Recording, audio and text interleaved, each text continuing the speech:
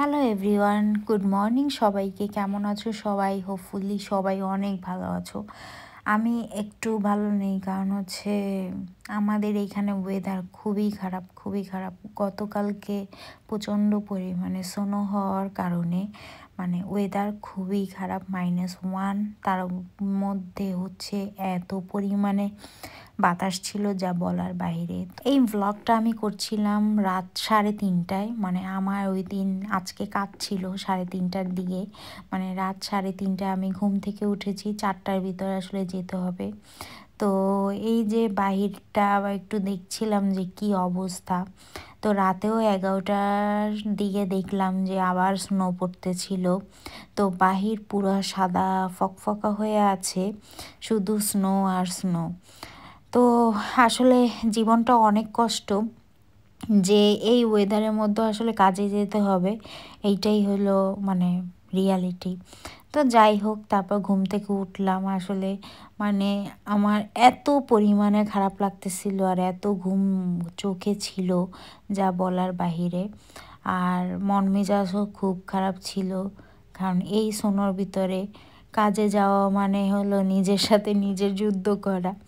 তো এই আর কি, সব সময় আসলে যুদ্ধ করে সব কিছুই আসলে পরবর্তীতে আসলে ওইটা ভালো একটা রেজাল্ট আসে। তো লাইফে যুদ্ধ করতে হবে, হারতে হবে, জিততে হবে, এটাই আসলে মানুষের লাইফ। তো যাই হোক, তারপরে আমি আসলে একটু সানস্ক্রিন দিচ্ছিলাম বেশি করে। আর যেহেতু কাজে যাব অলরেডি, তখন প্রায় 4টা কাছাকাছি, যেহেতু আমার 4টার ভিতরে এখানে থাকতে হবে। আমি আসলে 3টার আগেই উঠেছি ঘুম থেকে, ফ্রেশ ট্রেশ হয়ে তারপরে হচ্ছে আজকে ভাবলাম একটু ভিডিও করি। অনেক দিন হয়েছে ভিডিও করি না, আসলে কি ভিডিও করব এই আর কি। তো তারপরে হলো আমি এই জাস্ট একটু সানস্ক্রিন দিব আর একটু ভেসলিন দেবো, দ্যাটস অল। তারপরে আসলে যাব।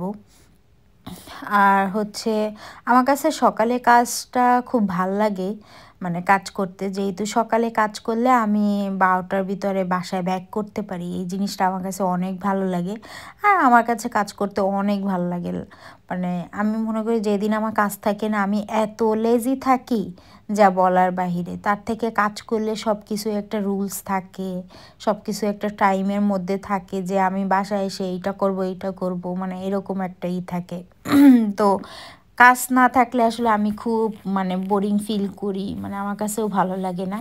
তো 4টাও হোক আর যখনই হোক, আমার কাজ করতে অনেক ভালো লাগে।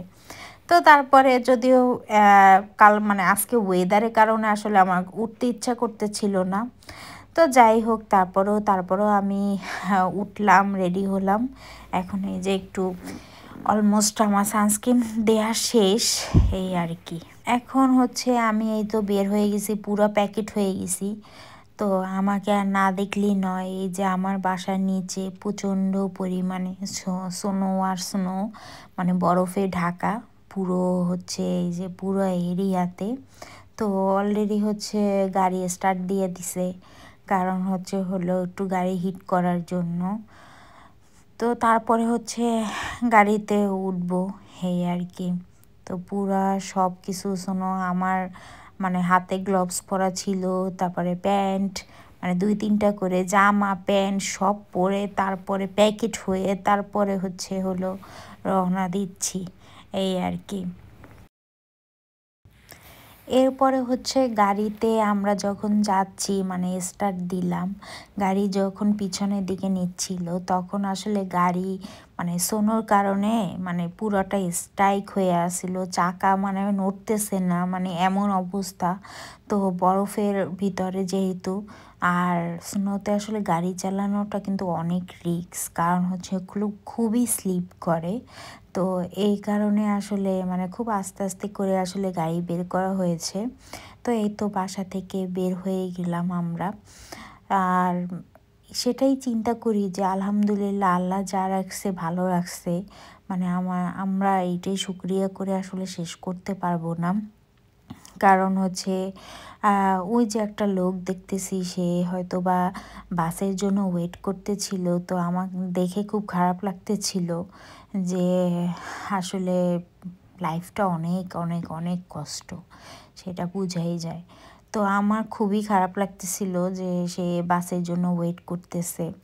তো আমি আসলে আলহামদুলিল্লাহ এবং আল্লাহর কাছে সবসময় শুক্রিয়া করি যে এই সোনোর ভিতরে তো আমারও হয়তো বা বাসের জন্য দাঁড়ায় থাকতে হতো বা আমারও এরকম কষ্ট করা লাগতো। সবাই কম বেশি সবাই কষ্ট করে, তারপরে যে যেটুকুই কষ্ট করুক না কেন সব কিছুর জন্যই আল্লাহর কাছে লাখো কোটি শুক্রিয়া করে আসলে শেষ করা যাবে না। কালকে থেকে আসলে স্নো পড়া শুরু হয়ে গিয়েছিল। তো কালকে যখন স্নো পড়েছিল, তো এই যে রাস্তাগুলো এগুলো হচ্ছে সরকারিভাবে সিটি থেকে হচ্ছে রাস্তাগুলো ক্লিন করা হয়। তো গাড়ি আছে এগুলো, তো এগুলোতে বরফগুলো নিয়ে যায়, নিয়ে এগুলো ফেলে দেয় আর রাস্তায় হচ্ছে লবণ দিয়ে দেয় যাতে স্নো পড়লেও যাতে আর এটা যেন না থাকে, রাস্তায় গলে যাবে এই আর কি। আমার কাজের জায়গাটা আসলে খুবই কাছে, বেশি দূরত্ব না, হেঁটে গেলে হয়তো বা 10 মিনিটও লাগে না। কিন্তু সোনোর জন্য আসলে গাড়ি নিয়ে যাচ্ছি আর যেহেতু অনেক রাত, তখন রাত 4টা বাজে। তো এই সময় আসলে একা হেঁটে যাওয়াটা বা বাসে যাওয়াটা একটা মানে রিক্স বলা যায় না, এখানে আসলে যখনই বের হওয়া এটা কোনো ব্যাপার না, বের হওয়াটা তুমি ইজি বের হতে পারবা। তো এই যে আমি চলে এসেছি। সো আজকে তাহলে আমার ভিডিওটা এই পর্যন্তই। আল্লাহ হাফেজ। Thanks for watching.